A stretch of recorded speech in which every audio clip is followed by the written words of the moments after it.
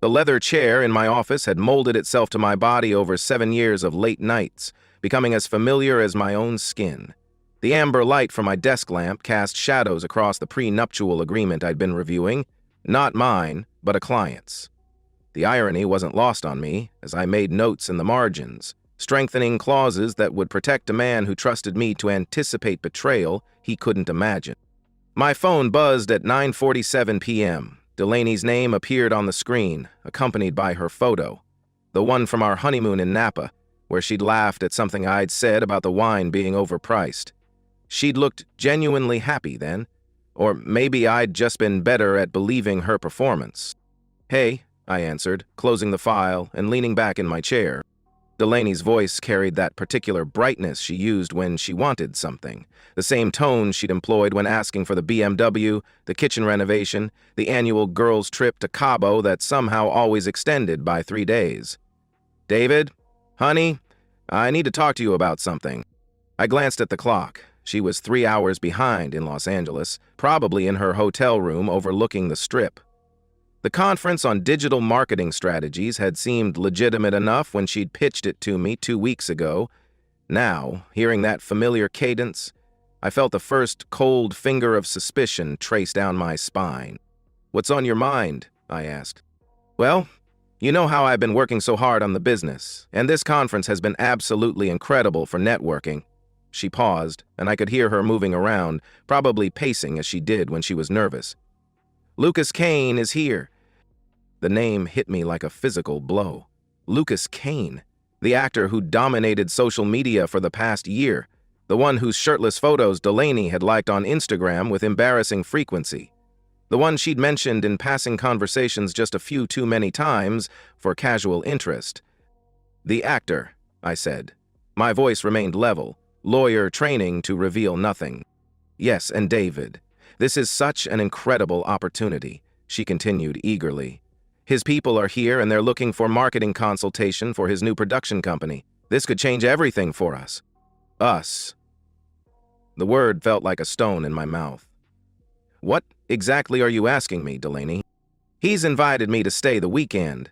Not just me, there's a whole group of marketing professionals, and we'd be working on strategy, but..." She trailed off and I could hear her breathing, could almost see her biting her lower lip the way she did when she was about to cross a line she knew she shouldn't cross. "About what?" I pressed.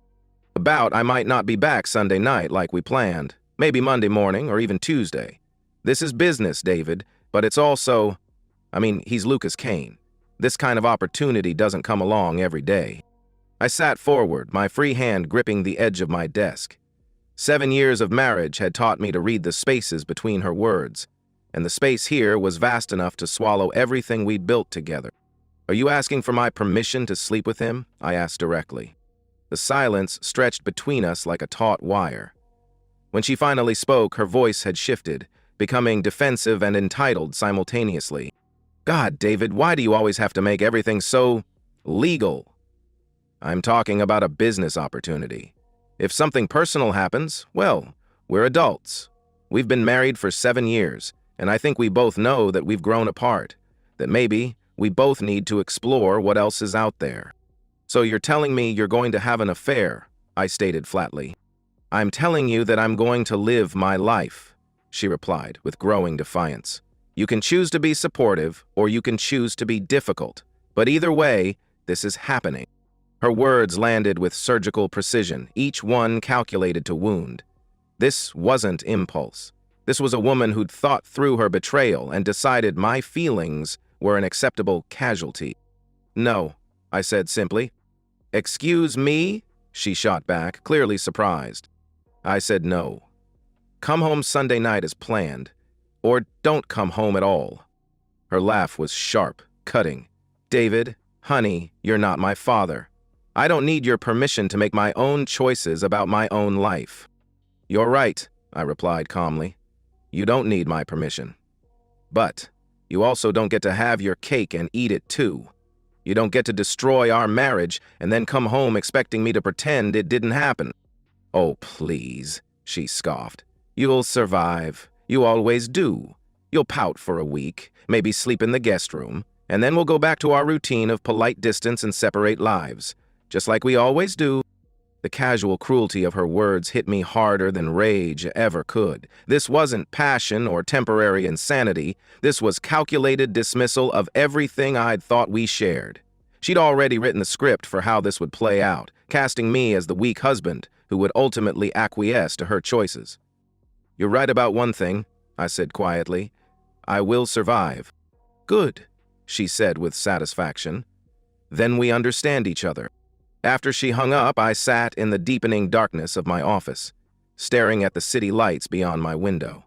7 years of marriage, and she'd reduced me to a supporting character in her life story. The devoted husband who worked hard, paid the bills, and would ultimately forgive her anything because he was too weak to demand better. I opened the bottom drawer of my desk and pulled out a manila folder I hadn't touched in years. Inside was our prenuptial agreement, the one I'd insisted on despite her protests and her mother's horrified lectures about trust and romance. 23 pages of carefully crafted legal language, including Section 12, subsection C, the infidelity clause that would void all spousal support and property rights in the event of adultery.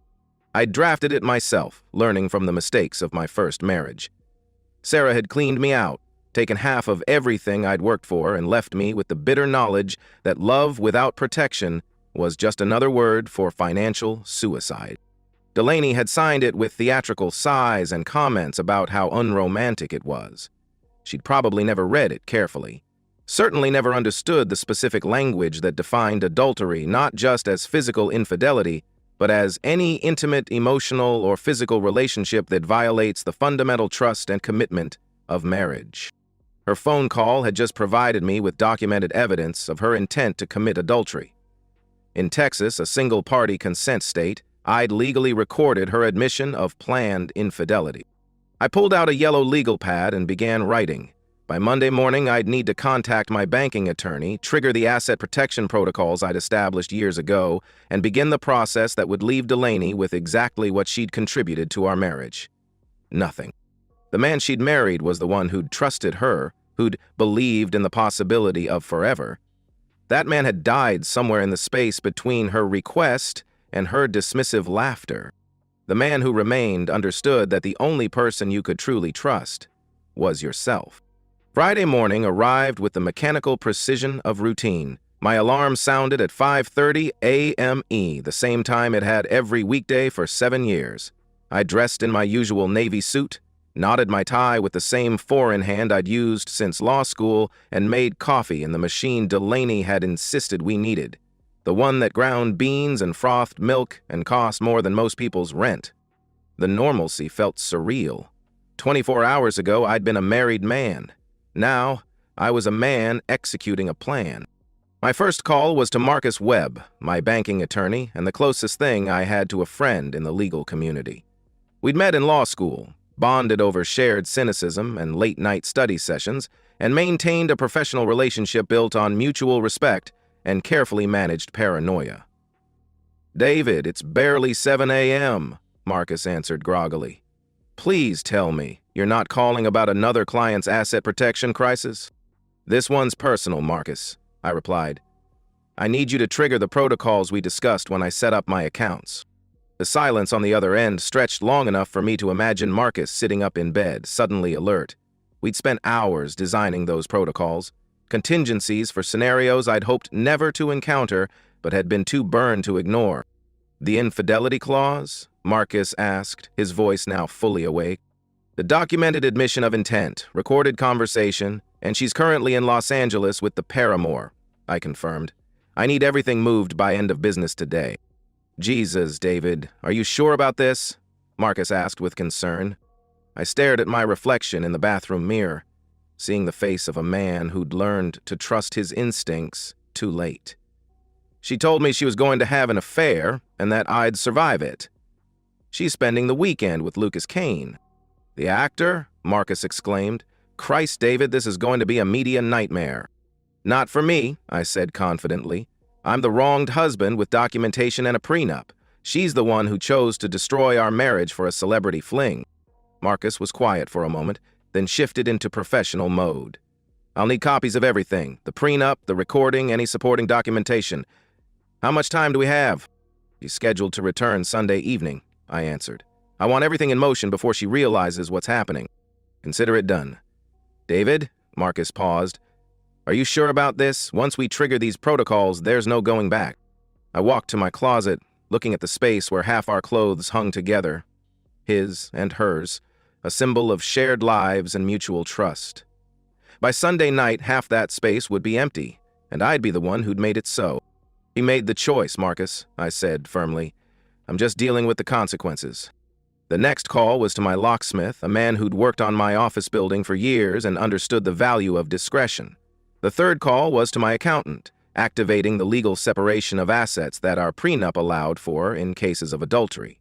The fourth call was to my assistant, canceling all weekend appointments and clearing my schedule for personal legal matters. By 10 a.m., I was sitting in my kitchen, surrounded by the debris of a shared life. 7 years of marriage condensed to decisions about who owned what, who'd paid for what, and what belonged to whom. The prenup was explicit. Any assets brought into the marriage remained separate property. Any assets acquired during the marriage through commingled funds would be divided according to contribution percentages, and any property purchased solely with my income would remain mine. The house was mine, bought with money from my practice, mortgage payments made from my accounts. The BMW was hers, a gift I'd purchased for her birthday, title in her name. The furniture was a mixture, but I had receipts for everything, organized in files that Delaney had mocked as obsessive record-keeping. I began in our bedroom, methodically packing her clothes into garbage bags. Each item told a story. The black dress she'd worn to our anniversary dinner last month. The yoga pants she'd bought for a fitness phase that lasted exactly 3 weeks. The lingerie I'd never seen her wear but that appeared on credit card statements from stores I'd never heard of. In her jewelry box, I found a receipt for a necklace I'd never seen, purchased 2 weeks ago, the same day she'd told me about the Los Angeles conference. The receipt was from a boutique in downtown Austin, and the timestamp showed she'd bought it during her lunch break, while I was in court defending a client's asset protection case. The irony was so perfect it felt scripted. I found her laptop in the home office. Password protected, but using the same combination she'd used for everything. Our wedding date. Her email revealed a pattern of deception that went back months. Flirtatious exchanges with men whose names I didn't recognize, dinner reservations at restaurants where she'd never taken me, credit card statements for purchases that had never appeared in our house. Lucas Kane's name appeared in her search history with embarrassing frequency. She'd researched his dating history, his net worth, his upcoming projects. She'd even looked up flight times from Austin to Los Angeles and hotel rates near the conference center. This wasn't impulse. This was premeditation. Had printed everything, organized it in folders, and added it to the growing stack of evidence that would support my case. Texas was a no-fault divorce state, but fault could still affect property division and spousal support. With documented evidence of adultery and a prenup that explicitly voided support in cases of infidelity, Delaney's legal position was catastrophic. My phone buzzed with a text from her. Having an amazing time. The conference sessions are incredible, and I'm learning so much. Miss you. I stared at the message, struck by its casual dishonesty. She was lying to me while actively betraying me, maintaining the fiction of our marriage while systematically destroying it. I didn't respond. Saturday morning, I woke up in the guest room, not out of emotional distress, but because I'd been working late and didn't want to disturb the organization of evidence I'd spread across our bedroom. The locksmith arrived at 8 a.m., changing every lock in the house with the quiet efficiency of a man who'd seen this scenario before. "Security system too?" the locksmith asked, and I nodded. The codes were changed, the backup keys relocated, the garage door opener reprogrammed. By the time he left, the house that had been our shared home had become my fortress. Marcus called at noon with an update. All assets secured, accounts separated, and I filed the preliminary paperwork for the divorce. The prenup is solid, David. She's going to walk away with whatever she brought into the marriage and nothing else. "What did she bring?" I asked. "Student loan debt and a used Honda Civic that was repossessed 6 months before your wedding," Marcus replied matter-of-factly. I felt something that might have been satisfaction, but it was too cold and calculated for genuine emotion. This was justice, not revenge. This was the consequence of choices she'd made, with full awareness of the risks. Sunday afternoon, I sat in my office across the street from our house, watching and waiting. The irony wasn't lost on me.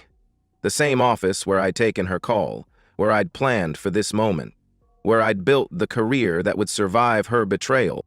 At 6:30 p.m., an Uber pulled up to the curb. Delaney stepped out, her phone pressed to her ear, laughing at something the person on the other end was saying. She looked radiant, glowing with the satisfaction of a woman who'd gotten exactly what she wanted. She walked to the front door, still talking, still laughing. I watched her try the key, saw the confusion cross her face when it didn't work. She tried again, then stepped back, looking at the house as if it had somehow transformed in her absence. Then she saw the garbage bags on the porch. The phone call ended abruptly. Delaney approached the bags like they might contain explosives, opening the first one and staring at the contents. Her clothes, her shoes, her books, her entire life reduced to black plastic and tie wraps. My phone rang. "David, what the hell is going on?" Delaney's voice was sharp with panic.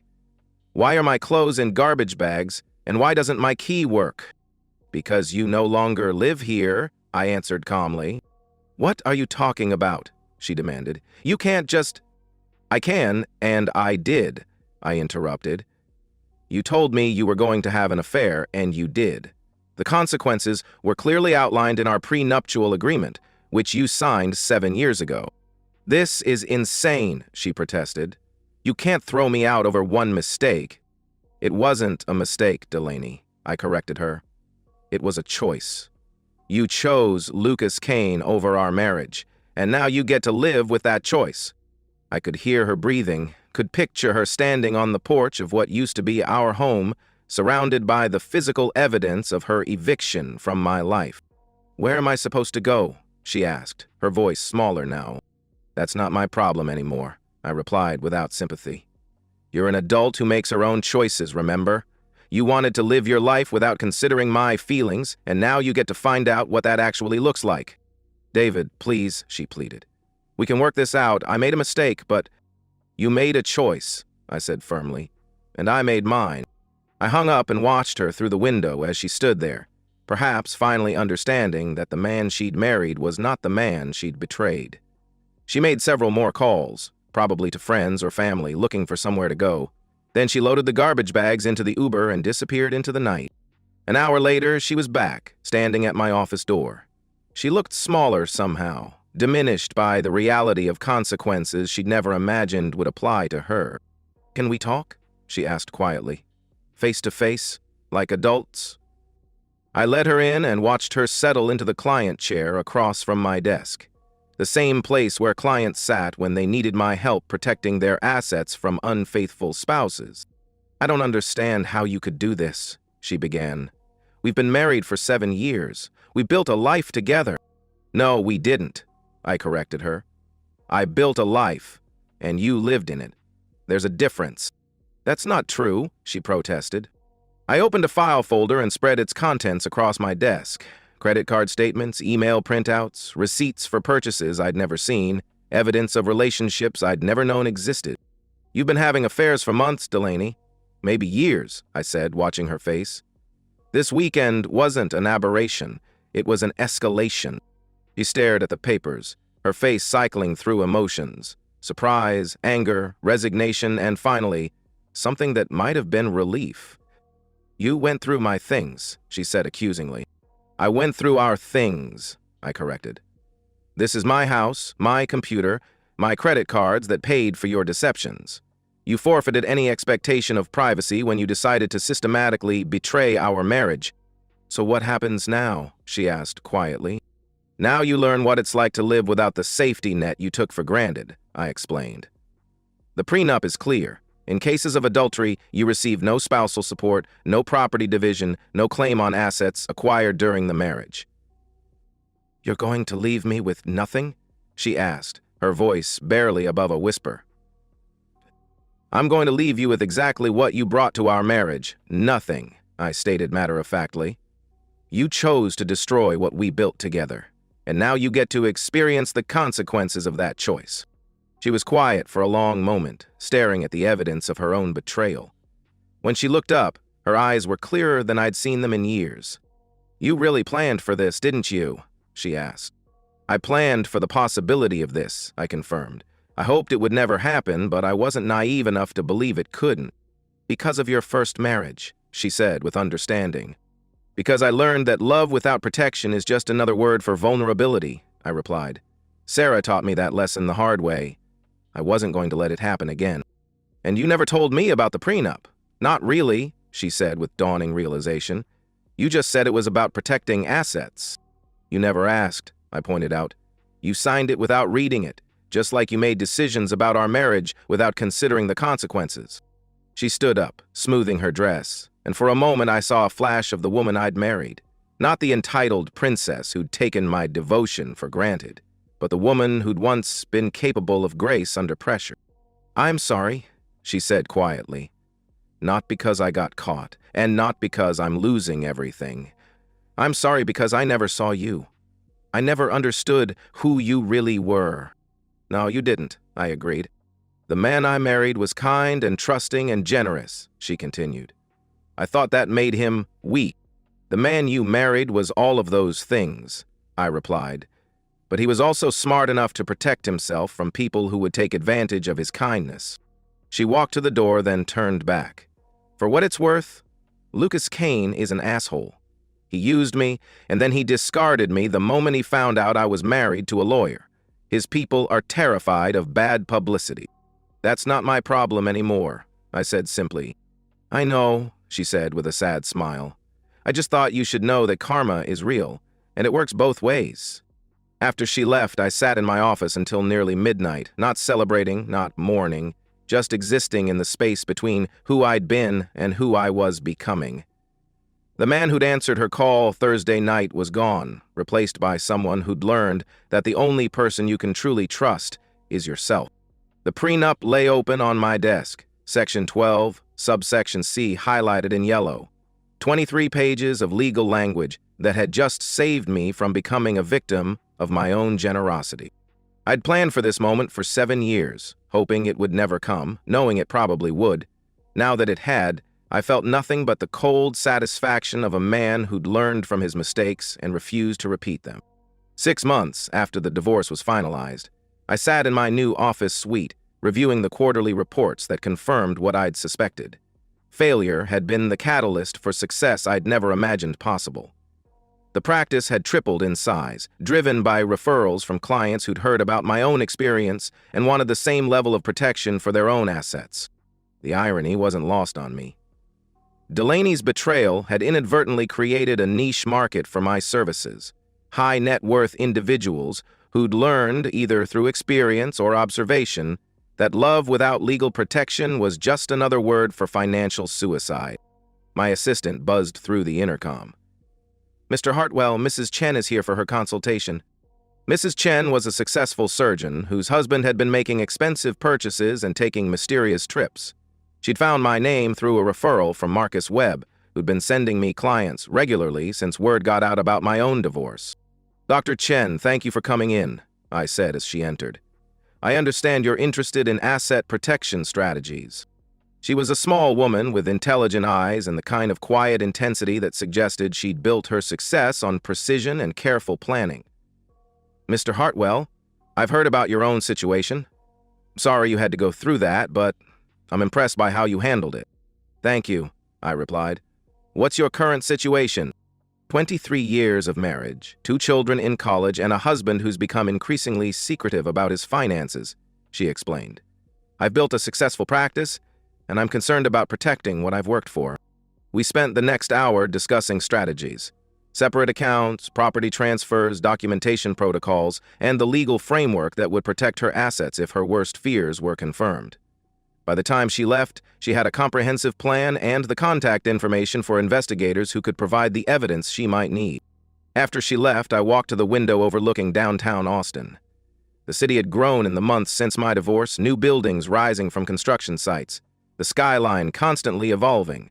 I'd grown too, though not in ways I'd expected. The practice had expanded beyond simple asset protection. I had developed expertise in prenuptial agreements, post-nuptial agreements, and divorce strategy for high net worth individuals. My reputation for thoroughness and discretion had attracted clients from across Texas and beyond. My phone rang, interrupting my thoughts. "David, it's Marcus," came the familiar voice. "Are you free for lunch? I have something I want to discuss with you." "Professional or personal?" I asked. "Both," Marcus replied. "Meet me at that new place on 6th Street.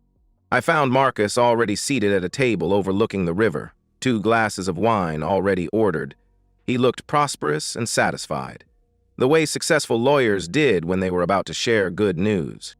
"David, I have a proposition for you," Marcus began without preamble. "Partnership." "In what?" I asked. "Asset protection law," he explained. "We combine our practices, create a firm that specializes in protecting wealth from domestic disputes. Your expertise in prenups and divorce strategy, my expertise in banking and financial law." I considered this. The past 6 months had been profitable, but also isolating. Building a practice around betrayal and mistrust was emotionally taxing, even when it was financially rewarding. "What would that look like?" I asked. "Webb and Hartwell, attorneys at law," Marcus said with enthusiasm. "We target high net worth individuals, executives, professionals, anyone with assets worth protecting. We market ourselves as the lawyers who understand that love and money don't mix." "That's a cynical business model," I observed. "That's a realistic business model," Marcus corrected. "David, you've seen what I've seen. Half of all marriages end in divorce, and the other half should. We're not destroying marriages, we're protecting people from the financial consequences of their own optimism." After lunch, I drove through the neighborhood where Delaney and I had lived together. The house had sold quickly, bought by a young couple who'd probably never heard of prenuptial agreements, and believed that love was enough to protect them from the complexities of modern marriage. I found myself thinking about Delaney more than I cared to admit, not with longing or regret, but with a kind of anthropological curiosity. What had she been thinking? What had she expected to happen? I got my answer sooner than expected.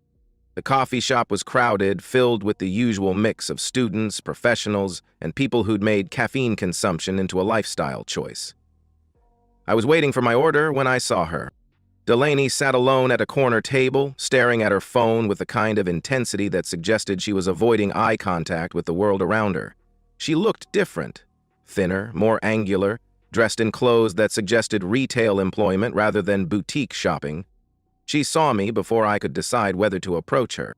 "David?" she said softly. "Delaney?" I replied. Would you mind sitting for a minute?" she asked hesitantly. "I promise I'm not going to cause a scene." I sat across from her, noting the changes that 6 months had wrought. The confident woman who'd destroyed our marriage had been replaced by someone who'd learned that actions have consequences. "How are you?" I asked. "Surviving," she answered with a weak smile. "Working retail at Nordstrom, living in a studio apartment, learning how to live on a budget." "I guess you were right about one thing. I am surviving." "That's good," I said simply. "Is it?" she asked. "I'm not sure survival is the same thing as living." She stirred her coffee absently, not meeting my eyes. "I heard about your practice. The expansion, the new clients. I'm glad you're doing well." "Thank you," I replied. "I also heard about Lucas Kane," she continued. "Sexual harassment lawsuit. Turns out he has a pattern of targeting married women, especially ones married to professionals who might cause problems." She looked up at me then, her eyes clearer than I'd seen them in years. "I wasn't special. I was just another conquest in a very predictable pattern." "I'm sorry," I said, and meant it. "Are you?" she asked.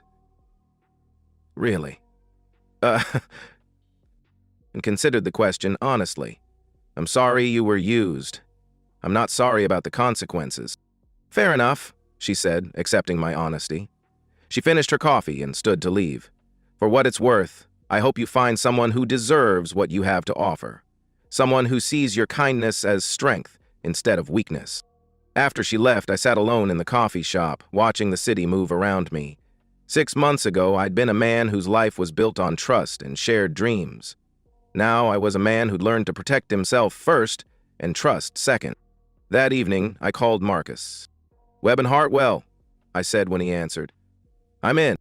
1 year after the divorce was finalized, I stood in the main conference room of Webb and Hartwell, watching Austin's legal and business community mingle at our grand opening reception. The firm had exceeded every projection we'd made. In 12 months, we'd handled 43 prenuptial agreements, 37 asset protection cases, and 22 divorces for high-net-worth clients. "David, there's someone here to see you," Marcus said, appearing at my elbow, his expression carefully neutral. "She's waiting in your office." I found Delaney sitting in the client chair, her back straight, hands folded in her lap. She'd changed again in the months since our coffee shop encounter. Her hair was shorter, styled professionally, and she wore a simple black dress that looked expensive but not new. "Delaney," I said, taking my seat behind the desk. "David," she replied. "Thank you for seeing me." She reached into her purse and withdrew an envelope, cream-colored paper with my name written in her careful handwriting. "I wrote you a letter. I think this one says what I need to say." I took the envelope but didn't open it. "Why now?"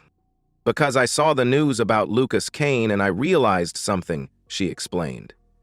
"You didn't just save yourself from my betrayal, you might have saved other marriages from similar destruction." I'd seen the news coverage. Lucas Kane had been arrested on multiple charges of harassment and exploitation. His pattern of targeting married women finally exposed. His career was over, his reputation destroyed. "That wasn't my intention," I said. "No, but it was the result," she replied. "By refusing to be my victim, you helped expose him as a predator." She gestured toward the envelope. "It's all in there. My apology, my acknowledgement of what I'd destroyed, and my gratitude for the lesson you taught me." "What lesson?" I asked. "The actions have consequences and that nice people aren't necessarily weak people," she said with quiet conviction. She stood, smoothing her dress. "I have a job now. Assistant manager at a boutique downtown. It's not much, but it's honest work and I'm good at it." After she left, I opened the envelope. The letter was 3 pages long, written in her careful script, and it was, perhaps, the most honest thing she'd ever said to me. She acknowledged her mistakes, took responsibility for the destruction of our marriage, and thanked me for teaching her that consequences were real. I folded the letter and placed it in my desk drawer, not as a keepsake, but as a reminder of the importance of boundaries and consequences.